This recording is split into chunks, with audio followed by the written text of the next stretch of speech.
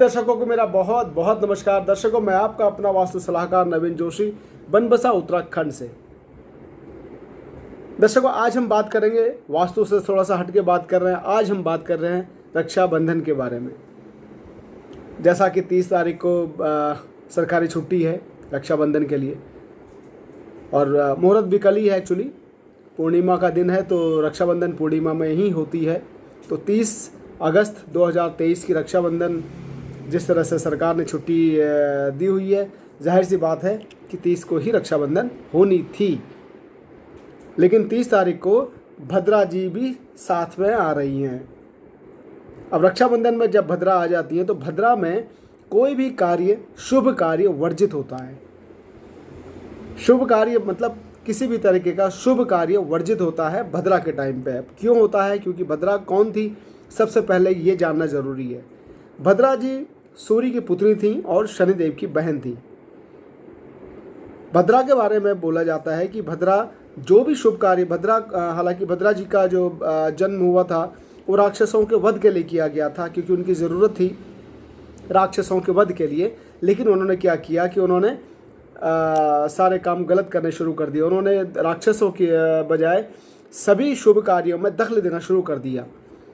तो जो भी ऋषि मुनि जो तपस्या करें उनको डिस्टर्ब करना और मारना काटना, शुभ कार्य जिस तरीके भी शुभ कार्य होते थे उसमें वो विघ्न पहुंचाने लगी, जिसमें ब्रह्मा जी ने उनको श्राप दिया कि आज के बाद किसी भी तरीके के शुभ कार्य में अगर तुम्हारा उसमें नाम आ गया या तुम वहाँ पर प्रेजेंट हुई वो टाइम पे, तो वो शुभ कार्य कभी भी सफल नहीं होगा। तो इस तरह से ब्रह्मा जी से शापित हुई भद्रा जी। तो यही वजह है कि भद्रा के वास 3 तरह के वास हैं उनके। वो स्वर्गलोक में वास करती हैं, पाताल लोक में वास करती हैं और पृथ्वी लोक में वास करती हैं। तो जिस जगह पर उनका वास होता है, ब्रह्मा जी का जो श्राप था वो ये था कि वो जहाँ पर प्रेजेंट होंगी वो जगह शापित हो जाएगी। तो वो जिस जगह पर होती हैं वो जगह शापित हो जाती, उस जगह पर उस वक्त शुभ कार्य करना वर्जित हो जाता है। तो इस वक्त भद्रा जी पृथ्वी पे हैं। तो जब पृथ्वी पे हैं तो जाहिर सी बात है शुभ कार्य उनकी प्रेजेंटेशन पे नहीं कर सकते। नेगेटिविटी ज़्यादा है ये टाइम पे 30 तारीख को। तो भद्रा जी उसी वक्त आ रही हैं जिस वक्त पूर्णिमा लग रही है, जिस वक्त राखी का शुभ मुहूर्त 10:58 में हो रहा है, उसी वक्त भद्रा जी भी आ जा रही हैं। और 9:01 पे भद्रा जी जा रही हैं वापस पृथ्वी से। तो यही वजह है कि सुबह से लेकर रात तक 9 बजे तक, 9:01 तक हम रक्षाबंधन नहीं मना सकते 30 अगस्त 2023 को। 9:01 के बाद आप इसको मना सकते हैं। रात में मनाइए, भाई बहन मिलकर साथ में खाना खाइए, पार्टी कीजिए, और अच्छी बात है, बहुत अच्छा है। ये तो बहुत कम मिलता है इस तरह के चांस की मिल बैठ के आप लोग साथ में रहें, क्योंकि दिन में आदमी फटाफट रक्षा बातें और इधर उधर अपने अपने घरों में या इधर उधर चले जाते हैं लोग। ये तो बहुत अच्छी बात है कि इस बार रात में पड़ रही है तो भाई बहनों को मिलने का वक्त मिल रहा है और एक साथ बैठने का वक्त मिल रहा है। कई जगह रात में नहीं मनाते हैं, कई लोगों में सिस्टम है कि रात की राखी वो लोग नहीं मनाते हैं, तो वो लोग दूसरे दिन सुबह 31 अगस्त को भी मना सकते हैं।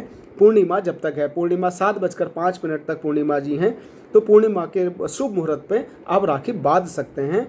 सूर्य उदय 5:48 पर सूर्य उदय हो जाएगा। सूर्य उदय के बाद 7:05 तक आप रक्षा बांध सकते हैं अपने भाई के हाथों में, क्योंकि भाई की रक्षा के लिए और बहन की देखभाल के लिए राखी बांधी जाती है। कि भाई कहता है कि मैं ज़िंदगी भर अपनी बहन की देखभाल करूंगा और ख्याल रखूंगा, और बहन भाई की रक्षा के लिए, क्योंकि मेरा भाई जहाँ भी जाए वो सुरक्षित रहे, वो हमेशा उसकी रक्षा होती रहे, इसके लिए हम राखी बंधवाते हैं और बहनें राखी बांधती हैं। तो भद्रा के टाइम पर राखी ना बांधें बहनें अपने भाई को, और भाई अपने बहनों से राखी ना बंधवाएं इस मुहूर्त पे, क्योंकि वो सब कुछ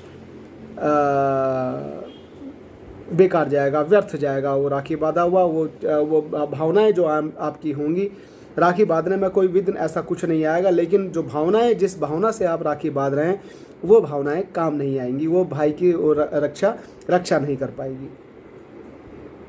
क्योंकि रावण ने इसी टाइम पे, क्योंकि रावण इन चीज़ों को नहीं मानते थे, वो ग्रहों को, उनका कहना था कि वो ग्रह उनके कब्जे में है सारे, तो रावण ने इसी टाइम पे भद्रा काल में अपनी बहन से राखी बंधवाई थी। तो आपको पता है, न बहन अपने भाई की रक्षा कर पाई, न रावण अपनी बहन की रक्षा कर पाए।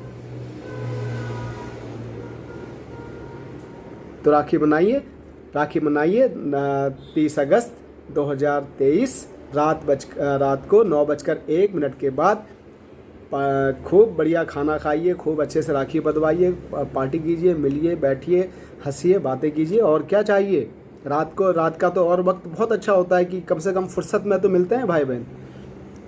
जो रात में नहीं मना रहे हो दूसरे दिन मनाइए। नमस्कार।